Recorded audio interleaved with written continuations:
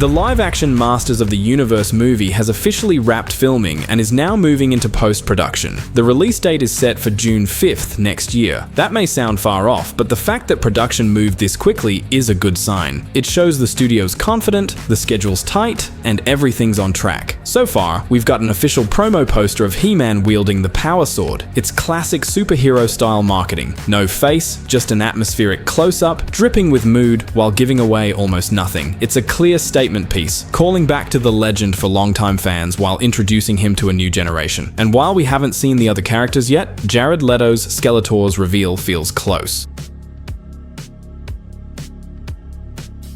This reboot is directed by Travis Knight, the filmmaker behind Bumblebee. He's known for balancing nostalgia with fresh energy and big visuals with genuine heart, which is exactly what a property like this needs. Masters of the Universe was huge back in the 80s, but it's been quiet for decades. To bring it back, you need someone who respects the past while making it modern, and that's Knight's sweet spot. Amazon is bankrolling the project with a massive budget of around $200 million.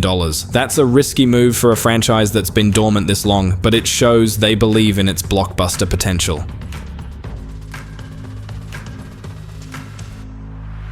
At the center of it all is Prince Adam, heir to Eternia's throne, who transforms into He-Man through the Power Sword. Nicholas Galitzine takes on the role, and on set he's already been spotted dressed more like a regular guy than a mythic warrior, rocking a pink button-up and even an Apple Watch. In one sequence, cops surround him as they confiscate the Power Sword, confirming early rumors that part of the film takes place on Earth. Adam even gets arrested for carrying what looks like a medieval weapon, a scene played with a comedic touch that sets up a fun collision of magic and modern reality.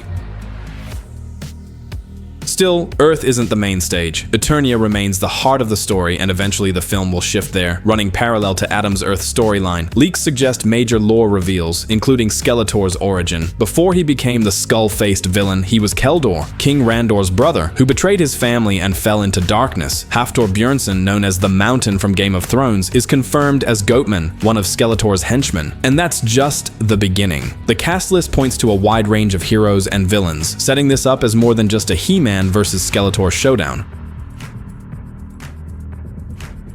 The cast lineup is stacked. Nicholas Galitzine as Adam, Camila Mendes as Teela, Alison Brie as Evil Lyn, Idris Elba as Man-at-Arms, Morena Baccarin as the Sorceress, and Jared Leto as Skeletor. Easily the most controversial casting so far. Add in Sam Wilson as Trapjaw, Kojo Ada as Triclops, and even side characters like Ram Man and Fisto, and you can tell they're going heavy on fan service. Kristen Wiig, voicing Roboto, is a curveball, but a smart one, turning a cult favorite into comic relief.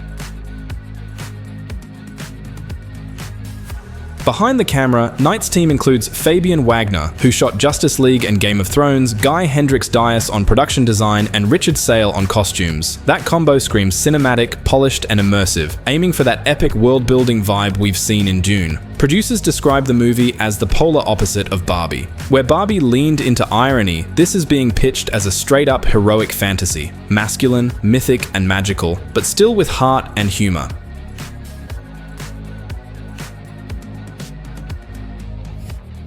The biggest unknown is how far they'll push the lore. Rumors say Skeletor's Keldor backstory is fully intact, not just teased, but central to the emotional weight of the film. If that's true, we're getting more than just a cackling skull villain. We're getting a layered antagonist with real depth. That's the kind of storytelling that could set this apart from the average fantasy blockbuster. But don't expect a simple rehash of the old story. According to leaks, Adam doesn't start off knowing he's Eternian royalty. Instead, he's just an ordinary office worker in the modern world. His memories of Eternia wiped when he was young. The Power Sword unlocks both his forgotten past and his true identity, forcing him to face the fact that Eternia has fallen under Skeletor's rule. With his home in danger, Adam has to embrace his destiny and rise as He-Man.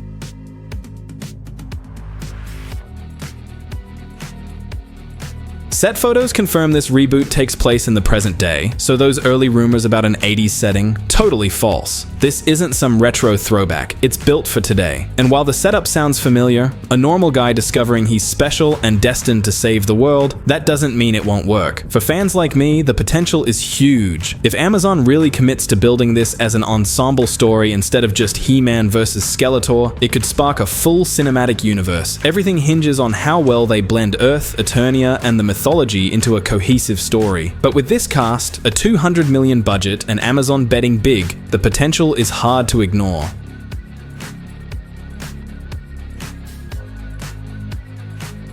Of course, it's still too early to judge. We haven't seen a polished shot or a teaser, just set photos and leaks. All we can do now is wait for that first official trailer and see what kind of power this reboot is packing. What we do know is the production itself was massive, built across multiple countries, with the UK hosting the main sets and Eastern Europe doubling for Eternia's surreal landscapes. Cast interviews confirm that full-scale sets were built to make the world feel tangible, following in the footsteps of Lord of the Rings and Dune. If that world building carries through to the final cut, the big screen experience could be epic.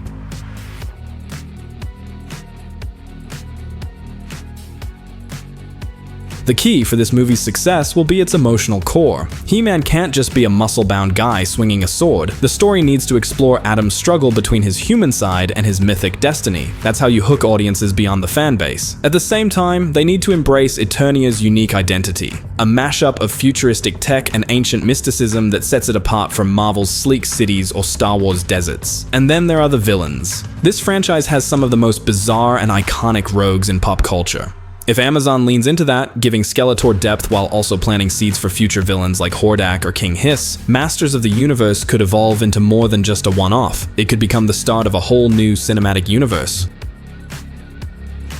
Beyond everything we've already talked about, there are still a lot of pieces we haven't seen that could really matter for fans. We haven't gotten much on how the characters interact, how Teela and Adam will work together, what conflicts or camaraderie will develop between Man-at-Arms and the rest of Eternia's warriors. There's almost nothing about large-scale battles or epic confrontations. Will these be just flashy action sequences, or true strategic fights where every battle impacts the world? Magic is another mystery. How it's going to work on Earth, what its rules are, and how easy it will be for audiences to follow. Another big question is how deep the film will dive into Eternia's culture, its architecture, and its technology, which could make it stand out from your average superhero blockbuster. And of course, there's still no word on whether the movie will lay groundwork for sequels and a larger cinematic universe, which would be a huge bonus for fans. If the filmmakers get all of this right and tie it into the personal stories of the characters, this movie could end up way deeper and more exciting than just He-Man versus Skeletor.